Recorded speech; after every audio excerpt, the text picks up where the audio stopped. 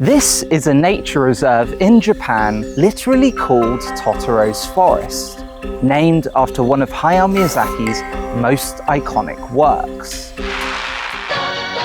Simply put, Totoro is the face of Ghibli. From the studio's title cards, to shop fronts, museums, and even small businesses across the country, Totoro is one of the most recognizable characters in Japanese pop culture. In today's video, I'll take you through all the locations and inspirations that brought this iconic movie to life and unveil how it continues to impact Japanese landscapes today. But while My Neighbor Totoro is now recognized as a major hit for Studio Ghibli, this wasn't always the case. 皆さん、お金を出す人たちがね、全く賛成をしてくれなかったんですよね。特にヒーローでもヒロインも出ない、スーパーガールも出ないね、そういう、しかも日本のごく普通のその風景を舞台にした映画は、エンターテインメントとして成立しないと思われてた時代ですから。By 1987, Miyazaki had directed 3 feature films, all of which were action-adventure stories set against backdrops of fantasy or quasi-European worlds. But despite their critical and financial success, the future of Ghibli wasn't certain, and he felt that he needed to gamble on a new direction. 仕事を続けていると僕の人生は終わりだと思いまして。それで何か違うものを作ってみたい。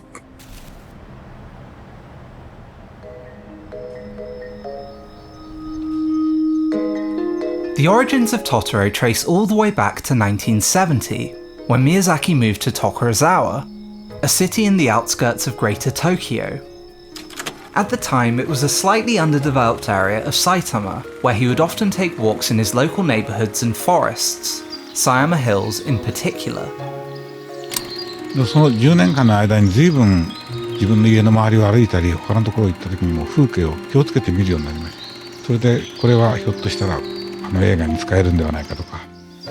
Gradually, the setting became the backdrop for a picture book he was developing under the original title The Ghost Next Door in Tokorozawa, which was initially inspired by 2 key ideas. One was a childhood memory of standing at a bus stop with an umbrella, and the other was a girl standing in the garden as a strange creature passes in front of her. Originally, Miyazaki wasn't sure how these 2 ideas would connect into one single story, but luckily he would have time to think, as more than a decade passed before a feature film was greenlit at Studio Ghibli, though with one unusual condition. トトロ1本だけじゃなかなか、興行会社が、首を縦に振ってくんないんで、それで高橋さんの蛍のね、墓っていうのを企画することができて。打ち明けてしまった？4歳と14歳で生きようと思った。At the same time that Miyazaki was developing Totoro, Isao Takahata had plans to direct an adaptation of the literary work Grave of the Fireflies, a powerful yet tragic war story about 2 children struggling to survive war-torn Japan. でこの2本立てでやろう。そうすればみんな喜んでくれると思ったら、実は喜んでくれなかったですよね。ちょっと二の足を踏むっていうかな、スケジュールもなさすぎるしね。封切りがその次の年の3月に封切るってことがもう決まってしまった状態で制作をスタートしなくちゃならなくなったんで。To secure financing, Ghibli wanted to release the films with a short production timeline of just 8 months, leading to rising internal tensions. でも高畑さん、宮崎さん両方っていうことでちょっと作るのは大変だったじゃないですか。もうスタッフの奪い合いでもいろいろありましたね。実は私としてはですね、蛍の墓をどういうふうにやろうかということについてそれなりのさっき言いましたようにアイディアを持っていたわけですから。Production was frantic, and to make matters even worse, Miyazaki began to fear that his simple children's film was trivial in comparison to Grave of the Fireflies.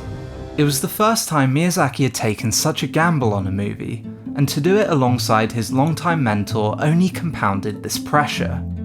But on a more positive note, Miyazaki had finally been able to solve his long-standing dilemma of the 2 girls. そのバス停で待ってる子は大きいんですよね。でも目の前をトトロが通っていく時に立ってる子は小さくなきゃいけない。で、2人出てきてどうしようっていうふうに後で考えたら、姉妹にすればいいんだっていうふうに。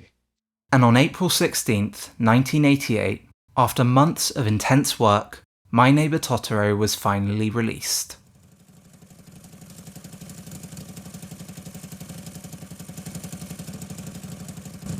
The movie follows a simple story of a young family moving to a new home in the Japanese countryside. Set in the 1950s, the time period mirrors that of Miyazaki's own childhood, which served as a key point of reference. テレビがなかった時代です。だから子供が表で元気に遊んでいた時代を考えて、そうするとあの時代になったんですね。And of all the elements he drew from his own childhood, a core focus in designing the setting was the architecture. The village in which the film is set is fictional, but it was loosely based on streets and details Miyazaki observed in his own neighbourhood.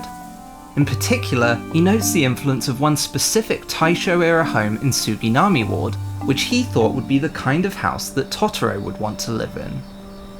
All of this ultimately culminates in the architectural design of the new family home. And what you'll notice is that its distinctive look owes to the fact that it's actually two separate buildings joined together. One is a traditional Japanese style building with tatami mats and shoji screen doors, and the other is more Western style, with a red-hipped roof and a white exterior. And the reason for this actually traces back over a century, to when Japan was undergoing a period of westernization following the Meiji Restoration. At the time, the Japanese upper classes living in their traditional homes would often create Western-style guest houses for foreigners visiting Japan. But by the mid-20th century, when Miyazaki was growing up, this style had filtered down to the Japanese middle classes, who wanted to incorporate Western elements into their own homes. In My Neighbor Totoro, however, Miyazaki doesn't just include this detail for the sake of historic accuracy, as there's actually a specific intention behind it. Konnichiwa.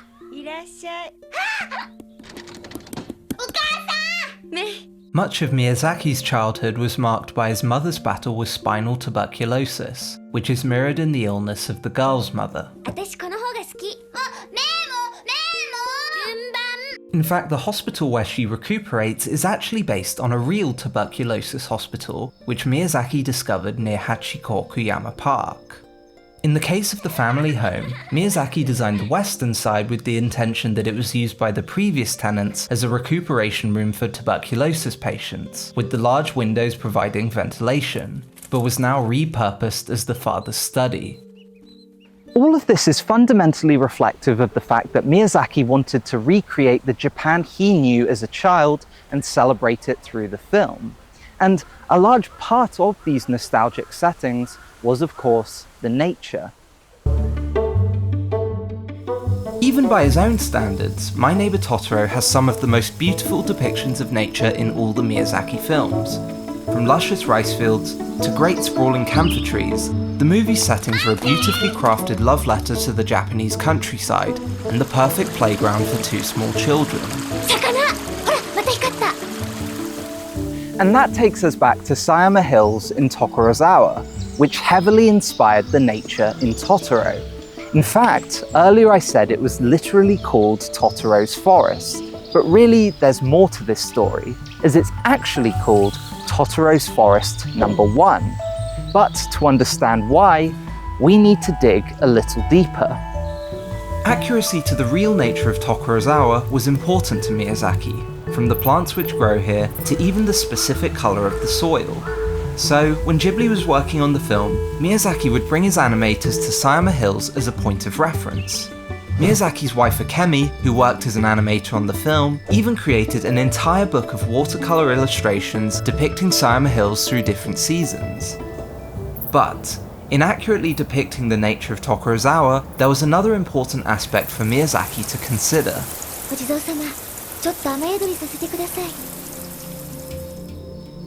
Like the forests of Sayama Hills, the rural settings of Totoro are populated with shrines and spiritual sites, which the characters interact with throughout the movie.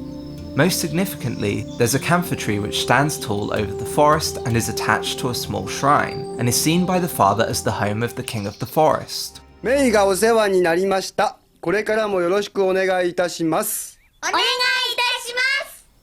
Where Miyazaki's films had previously been set in fantasy worlds populated by physical creatures, Totoro was his first true foray into Japan, and with that came his first opportunity to give shape to Japanese spirits. いや森の中に何か生き物がお化けがいるというお化けと言っていいのかもののけと言っていいのか神様と言っていいのかよくわからないものがいるんだっていうのは頭に浮かんだんですけども。Upon moving into the new house, Satsuki and Mei come across a variety of spirits in different shapes and forms, such as the dust bunnies, which can only be seen by children. And of these spirits, there's one type in particular which Mei discovers when exploring the garden. このトトロこれは何なんですか？トロルっていう怪物が北欧の方に出てくるんですけどね、それを3匹のヤギのガラガラドンなんていう絵本に出てくるんですけど、その小さな子はトロルって言いにくいんですよ。はい。でトトロになってしまった。トトロ、あなたトトロっていうのね。 And for Miyazaki, nailing the design of this spirit Totoro was both important and very difficult. Because unlike his previous works where he created sci-fi or fantasy creatures, in Japanese spirituality, specifically Shintoism, spirits don't exactly exist within nature, but they are a representation of nature itself. So, in a sense, it required a completely different design philosophy. キャラクターに関しては見たことないもんですから適当に描いてただ賢いんだかバカなんだかわからない大きなもので、それでいるんだかいないんだかわからない、そういうものを作りたいと思った。 And within this design, there's one aspect in particular which Miyazaki emphasized, which is most obvious in the movie's most iconic scene. スタッフが描くときに物を見てる目を描くな、どっか遠くを見てるのか見てないのか、そういう目を描くようにっていつも言ってました。 As opposed to stories which depict gods as moral, conscious beings, Miyazaki's Shinto interpretation sees Totoro as an embodiment of nature itself, which is reflected in his very design.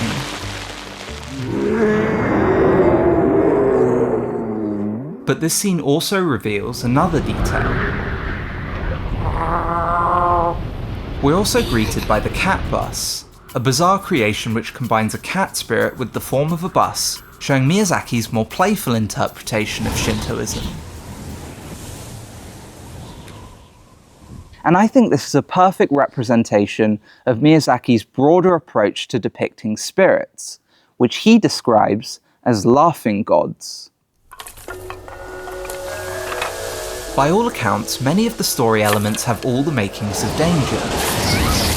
There's extreme weather events, haunted houses, and spirits in deep, dark forests.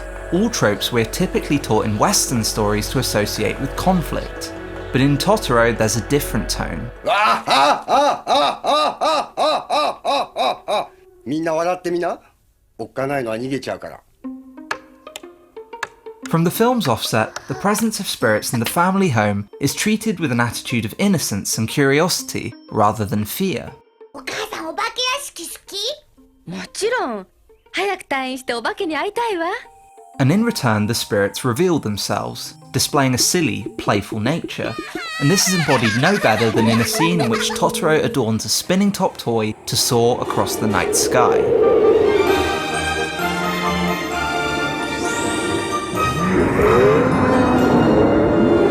In many ways, Miyazaki uses spirituality to evoke the wonder of a child's mind, exploring the intersection of imagination and reality.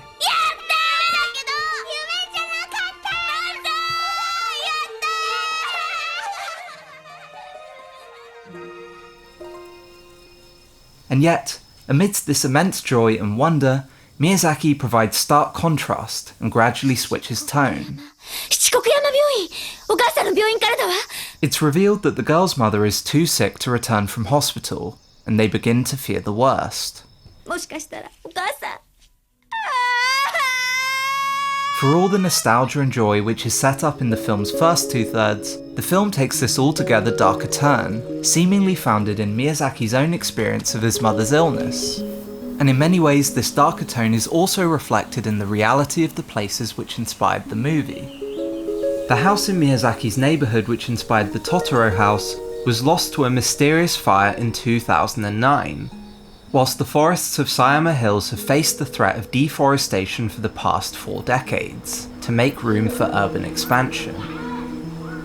Against the backdrop of these stunning sunset landscapes, Miyazaki strikes this sadder, more hopeless tone as the town comes together to search for the missing Mei, an incident drawn from Miyazaki's own experience of searching for a lost child in Tokorozawa. But as to Mei's whereabouts, there's actually a subtle clue hidden near the real-life hospital of the girl's mother, because, unbeknownst to the villagers, the spot Mei finds herself stranded in is next to a set of 6 statues, which are eerily similar to those also found at Baiganji Temple. And really, this isn't a coincidence, because these are actually Jesus statues, which, in Japanese Buddhism, are seen as spiritual guardians of children, subtly conveying the idea that even though Mei is lost, she is protected by a greater force. これだよ。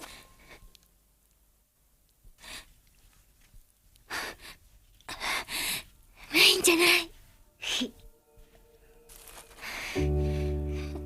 自分のもちろん自分の中にマイナスな部分や冷たい絶望的なものはたくさん持っていますが、絶望的なことや悲観的なことはいっぱい持っていますが、子どもたちが見るであろう映画にそれを盛り込もうとはあまり思っていません。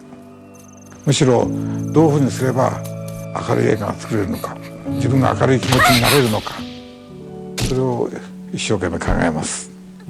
From the cusp of what threatened to become a sadder end to the story, the situation is ultimately resolved, with Satsuki summoning the help of Totoro and the cat bus to locate her sister safe and sound. Far from ending with a great dramatic climax, the resolution feels more like a quiet reassurance that life, while sometimes sad, can still be filled with hope and warmth, with the story ending on the girl's mother returning home from hospital, closing the chapter on a story which has transcended generations since the film's release.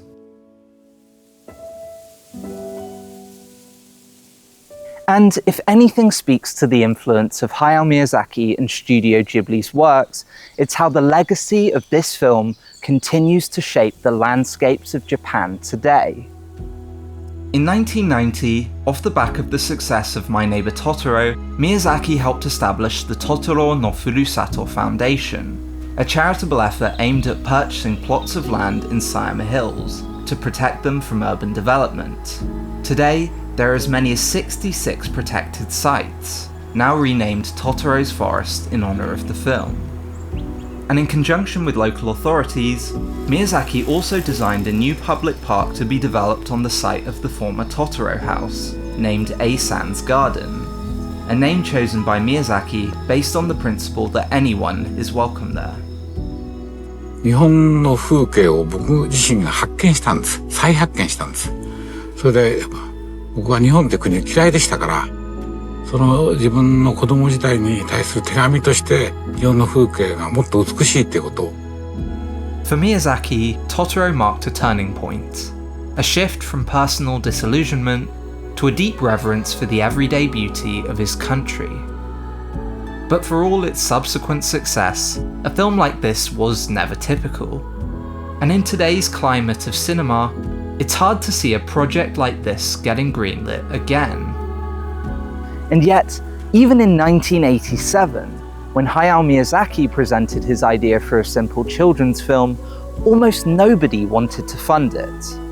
But, nearly 4 decades on, despite creating a film with no villains, no action, very little plot or conflict, and putting the entire future of his studio at risk, I find myself stood on a plot of land literally protected by its legacy, to be preserved for generations to come.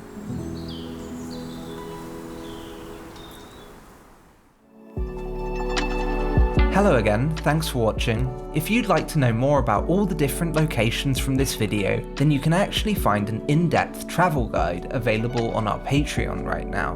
For every video that we make, you can find one of these, as well as an exclusive podcast episode and other behind-the-scenes stuff. So if you'd like to support us and join this list of very generous people, that would be incredibly helpful. Thank you.